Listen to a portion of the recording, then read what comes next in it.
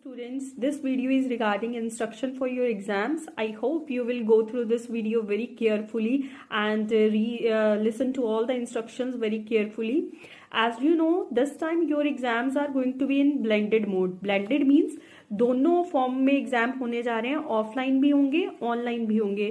तो इसी चीज की कंसेंट के लिए आप लोगों के व्हाट्सएप ग्रुप में एक कंसेंट फॉर्म भेजा गया था जो आप सबने फिल करके भेज दिया होगा, जिसमें अपनी चॉइस आपने टिक की होगी कि हम ऑनलाइन पेपर दे रहे हैं कि ऑफलाइन पेपर दे रहे हैं। As far as offline papers are concern, उसमें तो कॉलेज ही सेंटर बनेगा और आप लोग फिजिकली अपीयर होके वहां पर अपने एग्जाम्स देंगे। But as far as online examination are concerned, there are certain instructions which every student has to follow. So I will take all the instruction one by one.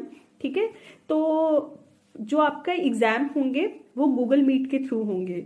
तो आप सबने Google meet अपने phones में भी download की हुई है। Online classes में you have used Google Meet a lot, तो आप सबके पास गूगल मीट है। तो आपके जो क्लास के व्हाट्सएप ग्रुप बने हैं, जिस दिन भी आपका जो भी एग्जाम होगा उस दिन पेपर से आधा घंटा पहले आपके व्हाट्सएप ग्रुप में एक गूगल लिंक भेजा जाएगा। आपने उस लिंक को ज्वाइन कर लेना है और चैट बॉक्स में अपना यूनिवर्सिटी रोल नंबर, जब आपको एडमिट कार्ड मिलेगा, अभी जब आपका यूनिवर्सिटी से एडमिट कार्ड आ जाएंगे आपको एक रोल नंबर मिलेगा यूनिवर्सिटी के थ्रू। ठीक है, तो आपने अपने चैट बॉक्स में अपना वो यूनिवर्सिटी रोल नंबर और अपना नाम लिख के अपनी अटेंडेंस वहां पर सबमिट करवानी है।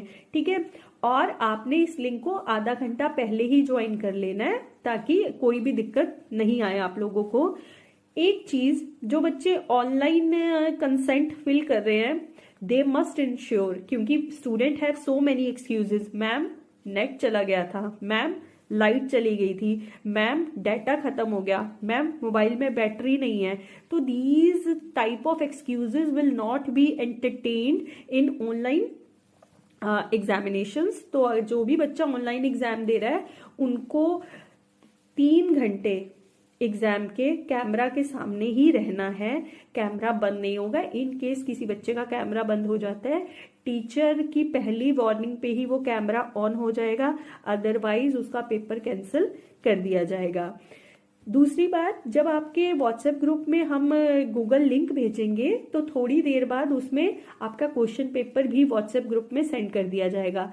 लेकिन ये स्टूडेंट की रिस्पॉन्सिबिलिटी है, आपको अपना क्वेश्चन पेपर का नाम, किस सब्जेक्ट का पेपर है, उस दिन किस डेट को कौन सा पेपर है, ये आपको चेक करना है। क्या जिस सब्जेक्ट का पेपर है वही उसी का पेपर आया है, ये आपकी रिस्पॉन्सिबिलिटी है। इसके लिए कोई भी रिस्पॉन्सिबल नहीं होगा, क्योंकि बाद में कभी कभी ऐसा टाइम आता है बच्चे कहते थे मैम ये तो आप लोगों ने भेजा था। नहीं, ये आपकी भी रिस्पॉन्सिबिलिटी है, आप लोगों को भी इस चीज को चेक करना है। नेक्स्ट, जो आपकी एग्जाम टाइमिंग्स हैं, जो मॉर्निंग के पेपर होंगे जिन भी बच्चों के, उनका 9:30 to 1:30 है, और जिन लोगों के इवनिंग शिफ्ट में पेपर है उनका 1:30 to 5:30 है। लेकिन स्टूडेंट्स को एक मिसकंसेप्शन है कि पेपर के लिए हमारे पास 4 घंटे हैं। नहीं, आपके पास 4 घंटे नहीं है। 9:30 से लेके 12:30 तक आप अपना पेपर कंप्लीट करेंगे और कैमरा बंद होते ही विद इन 15 मिनट्स आप उसके जो आपकी आंसर शीट है उसकी पीडीएफ बना के, और पीडीएफ के रिलेटेड भी वीडियोस आपके पास अभी आएगी कि आपको पीडीएफ कैसे बनानी है, किस ऐप के थ्रू बनानी है, कैसे आपको गूगल फॉर्म पे उसको अपलोड करना है, वो सारी डिटेल्स आपको दी जाएंगी। लेकिन आप अपना WhatsApp group time to time हर रोज चेक करो कि उसमें कॉलेज की तरफ से क्या मैसेज आ रहा है। तो ये 4 घंटे पेपर लिखने के लिए नहीं है, पेपर लिखने के लिए 3 घंटे ही है। बाकी फिर जब आपका पेपर कंप्लीट हो जाएगा आप टीचर से वहां परमिशन लेके, ma'am yes sir I have done my paper, क्या मैं आप पीडीएफ बना सकता हूं, तो उसके विद इन 10-15 मिनट्स आप क्या करेंगे, अपनी पीडीएफ बना के जो आपको एक गूगल फॉर्म दिया जाएगा उस पर अपलोड करेंगे।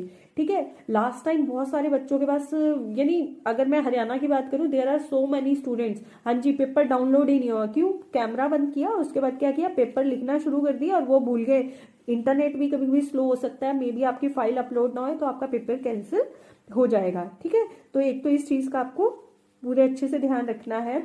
आपने एग्जाम में सिर्फ और सिर्फ ब्लैक या ब्लू बॉल पेन ही यूज करना है, इसके अलावा आप किसी भी कलर का पेन यूज नहीं करेंगे। क्वेश्चन नंबर्स को सीरियल ऑर्डर में ही करना है और एक चीज का ध्यान रखना है, फॉर एग्जाम्पल आप क्वेश्चन नंबर 2 करने जा रहे हैं तो वो जो क्वेश्चन का जो नंबर होगा आपने मिडल ऑफ द शीट में लिखना है। क्वेश्चन नंबर मान लीजिए 7 कर रहे हैं तो यहाँ पे मिड में लिखना है। मान लीजिए यहाँ से आपका क्वेश्चन स्टार्ट होगा तो आपने पहले आप क्या करते थे, जो आपकी लेफ्ट हैंड साइड होती थी वहां पे क्वेश्चन नंबर लिखते थे। अब ऐसा नहीं करना, यहाँ पे मिडल पे आपने क्या करना है, क्वेश्चन नंबर लिखना है, लेकिन आपके क्वेश्चन नंबर सीरियल ऑर्डर में होने चाहिए। और कभी कभी बच्चे पूछते हैं मैम हमने कितने क्वेश्चन करने हैं, क्या करना है। ऐसा नहीं, आपके एग्जामिनेशन पेपर के ऊपर जो आपका सब्जेक्ट का पेपर आएगा उसके ऊपर जो भी इंस्ट्रक्शन लिखी होंगी, फॉर एग्जाम्पल वहां पे लिखा हुआ है first question is compulsory attempt any 4 question. तो आप कोई भी 4 क्वेश्चन अटेम्प्ट करोगे, पहला क्वेश्चन करना ही करना है, वो सबके लिए कंपल्सरी है। बाकी आपके पास जो रिमेनिंग क्वेश्चन है उसमें से कोई भी 4। कभी कभी ऐसा आ जाता है attempt first question is compulsory, you have to attempt 1 question from each section. तो जो क्वेश्चन पेपर के ऊपर जो भी इंस्ट्रक्शन लिखी होगी आपको वही फॉलो करनी है। बात करते हैं आंसर शीट की। मैम पेपर किस पे लिखना है? पेपर यूनिवर्सिटी 3rd गेट पे बहुत सारे बुक स्टोर्स हैं, ठीक है, आप सबको पता भी है। और किसी भी बुक डिपो पे जाएंगे, यूनिवर्सिटी ने एक स्पेसिमेन तैयार किया हुआ है आंसर शीट का, आपने वही यूज करनी है। खुद से कोई भी आंसर शीट आप यूज नहीं करोगे। वो A4 साइज शीट्स हैं, वो सेट का सेट बना हुआ है। ये बिल्कुल वही शीट्स हैं जो आपको एग्जाम में यूज करनी है। अब इसके बारे में जो भी इंफॉर्मेशन है आप एक बार ध्यान से देखिए। जो फर्स्ट शीट है वो ये शीट होगी और इसके ऊपर जो भी डिटेल्स हैं ये लिखना मैंडेटरी है। किसी भी बच्चे की ये इंफॉर्मेशन स्किप नहीं होनी चाहिए। पहले आपसे पूछा गया यूनिवर्सिटी रोल नंबर, आपको जब आपका एडमिट कार्ड मिलेगा उसके ऊपर आपका एक यूनिवर्सिटी रोल नंबर लिखा होगा, आपने यहाँ पर वो ही लिखना है। यहाँ पर कॉलेज का रोल नंबर नहीं लिखना है। दूसरा, आपसे आपका नाम पूछा जाएगा, आप अपना नाम लिखेंगे, हो सके तो कैपिटल लेटर्स में अपना नाम लिखा करें, ठीक है। देन आपसे नेम ऑफ, सॉरी मुझे यहाँ से दिख नहीं रहा, नेम ऑफ द पेपर, आपका जिस भी सब्जेक्ट का पेपर होगा। फॉर एग्जांपल मैंने यहाँ पे बिजनेस मैथमेटिक्स लिखा है, आपका कंप्यूटर एप्लीकेशन का, आप कंप्यूटर एप्लीकेशन लिखेंगे। जो भी आपका पेपर होगा वो लिखेंगे। एक ये चीज मैंने यहाँ स्टार लगाई हुई है, total number of pages written by candidate. ये वाली चीज हमेशा कैंडिडेट की छूट जाती है, ठीक है। क्यों? टोटल नंबर जो आपने पेजेस यूज किए हैं वो आप जब अपना पेपर कंप्लीट कर लेते हो उसके बाद आपको पता चलता है। पहली बात, मैक्सिमम नंबर ऑफ शीट्स जो आप पेपर में यूज कर सकते हैं वो आपकी है 36 sheets you can use in your exams, ठीक है। उससे ज्यादा आप यूज नहीं कर सकते और वो सेट भी 36 शीट्स का ही आपको बना हुआ देंगे, ठीक है। 36 से ज्यादा आप शीट यूज नहीं कर सकते।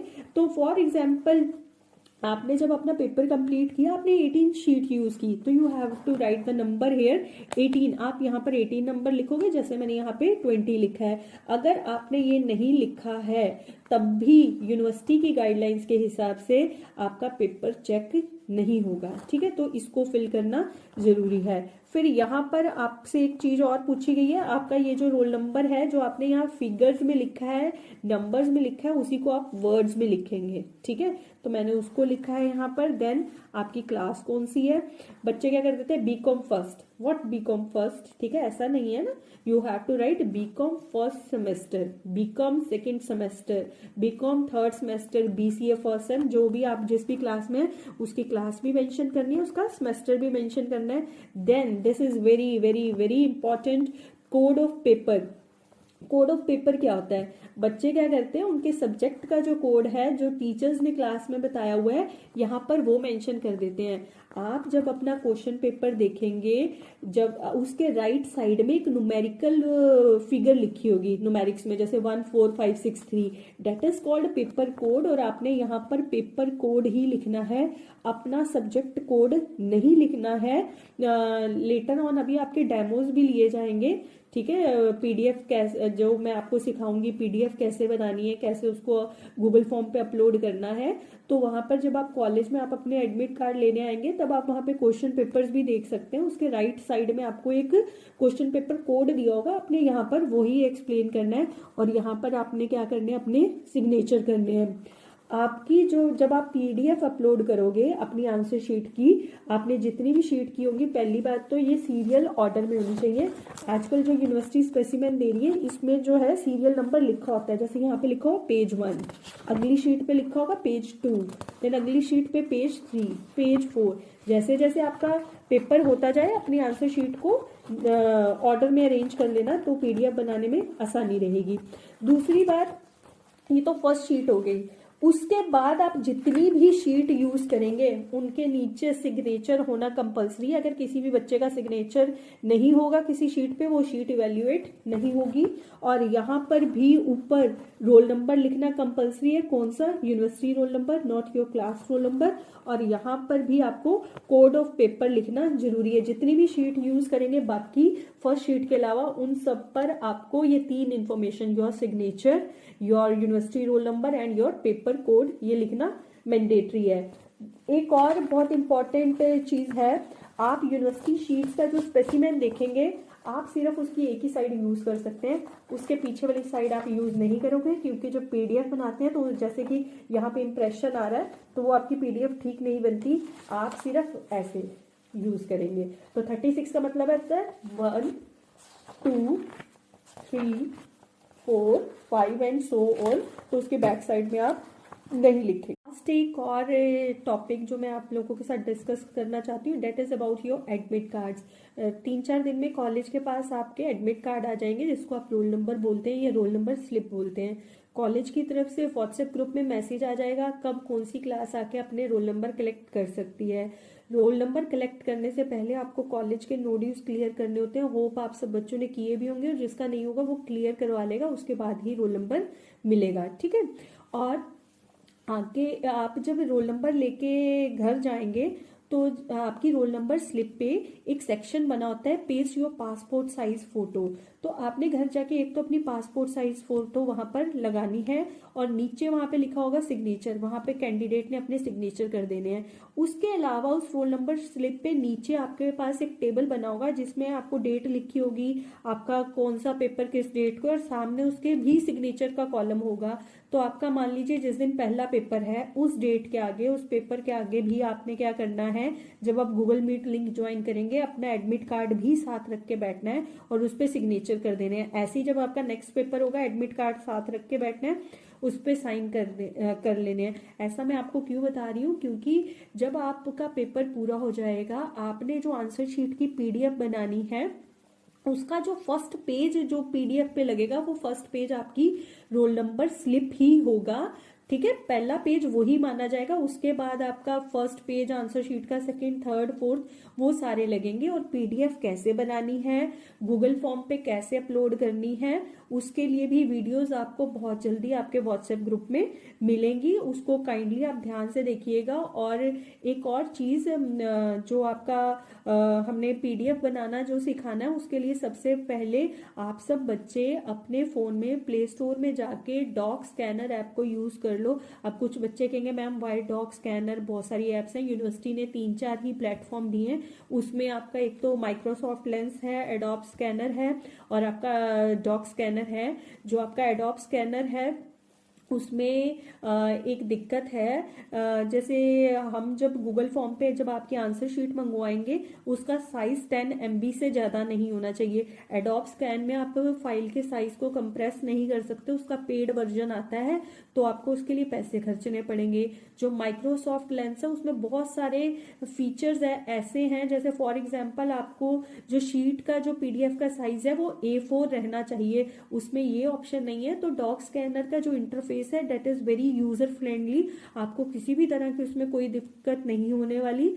तो आई होप आप लोगों को सारी इंस्ट्रक्शंस क्लियर हुई होंगी। और अगर आप में से किसी भी बच्चे को किसी तरह की कोई भी दिक्कत है या कोई चीज़ समझ नहीं आई, आप अपने कंसर्न क्लास कोऑर्डिनेटर को फ़ोन करिए। आप कॉलेज में किसी भी टीचर से कभी भी बात कर सकते हैं, लेकिन अपना WhatsApp group time to time check करिए, क्योंकि सारी की सारी ड्यूटीज़ और रिस्पॉन्सिबिलिटी टीचर्स की नहीं है।